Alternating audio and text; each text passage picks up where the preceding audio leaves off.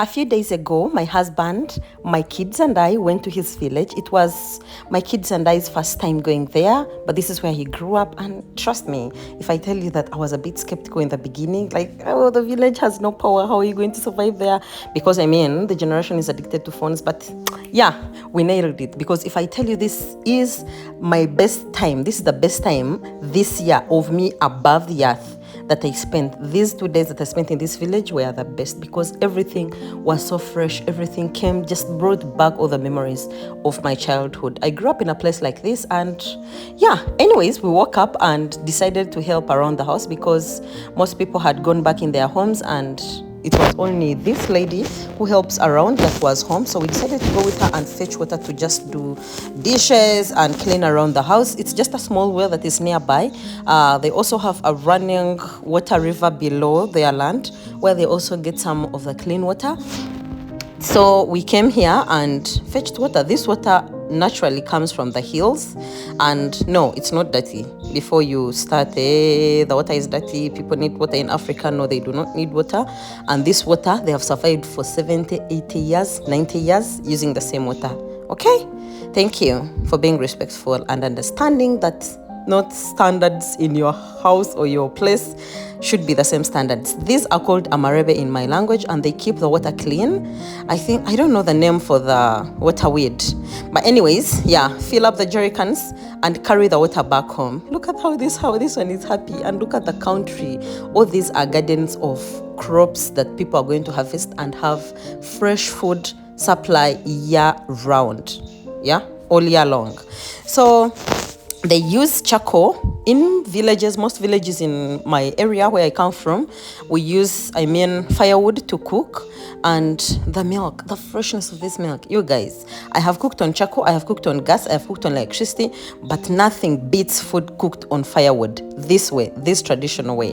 And if you're in the village and you don't dip your bread, the white bread, in your milk, you're lying. You're lying.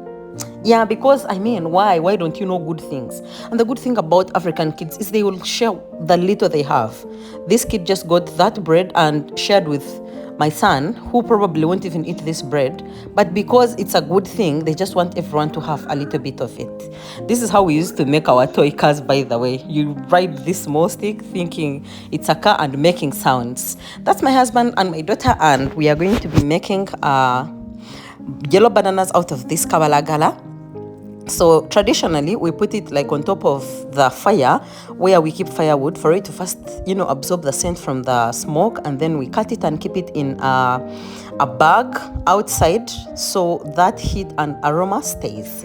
This place has animals all over. They have goats, they have dogs, they have ducks, they have chickens, they have cows, like everything basically. This was my first time tasting a duck egg, and it was nice. It's a little bit more firmer than the chicken eggs, and organic and everything. Look how Sharon is happy doing the dishes, and my son collected a millipede. Guys, I was freaking out, and I was telling her, it can bite you, and he was like, no mom, look, it's so cool. It's a freaking millipede, boy. Anyways, we are going to have to take a trip or a walk uphill. Yeah, uphill. You guys, this was like 15 kilometers, if I can even put it in words. It was so long, but so worth it. The views were so breathtaking. The air up here is so fresh. We're going to visit some of the other relatives that live up here, because for them, we stayed downhill. Yeah, look at this. Look at how beautiful the country is. If you're Mrukunjiri, Kanungu, this is your area. Hi. Anyways, we walked and Mr. Mans could not hold it anymore, but later on we carried him and took some pictures, enjoyed the breeze, whatever that is. But yeah, I really enjoyed my time here. I wish there was power and we could stay here for like a little longer, because there's a lot of life out here to be lived. But anyways, we continue walking. Man, this was a very long walk, but so beautiful. Like in this place, it's where people still do the things that we did, and when we move to town, think they are no longer, applicable. People grow their millet, and oh my God, Look at that road, the corners and everything, because the place is really hilly. I'm sure you've seen this in films and, photos on the internet, but yeah, it's real life here, baby. It's reality. So we reached one of his uncle's place, and they were giving the cattle water. It's called okweshera in my language. And this guys killed for us a whole chicken, and gave us another live chicken. That is how generous Africans would be to you. When you visit them, it's always bliss. And my son got himself a friend, a cousin, maybe, and a cousin or an aunt. They were playing, getting flowers for themselves, and I enjoyed seeing them laugh out so loud. It was so fun. I left my daughter downhill because, man, walking uphill with a child on your back is also not so easy. Like I told you, this place, almost each household has domestic animals they are keeping either for sale or for consumption. So no one is going to buy a frozen anything. The mushrooms grow freely. Like this one he just found on the rack for stuff. They just picked it from the hill. They have plants, all types of plants. And we bought a goat for celebrating our first time visit there.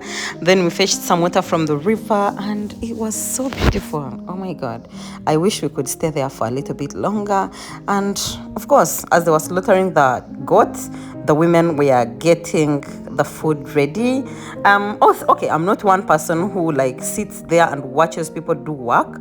So Sharon asked to actually film this video. That is why it's not even in frame, and I gave her the phone. This is what she was able to get, and we're done. I'm not showing most of the night pictures because it's really dark in the night. There's no electricity, and the small bulbs that are there, you cannot just be filming everyone. There were many people there. It was so much fun in there.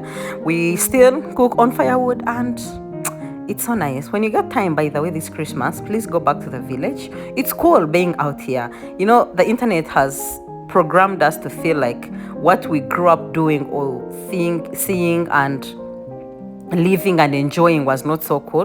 But I mean, look, you will never find this thing anywhere else if we let them, go downhill and never return to our lives again.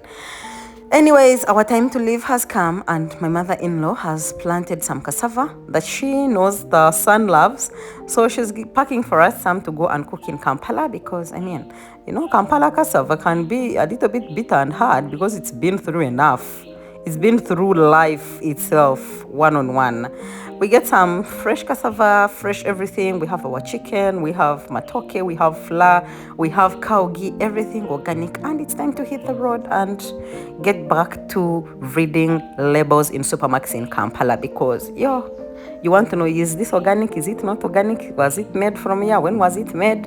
In the village, no one cares. Anyways, thank you so much for coming with me in my village. Bye.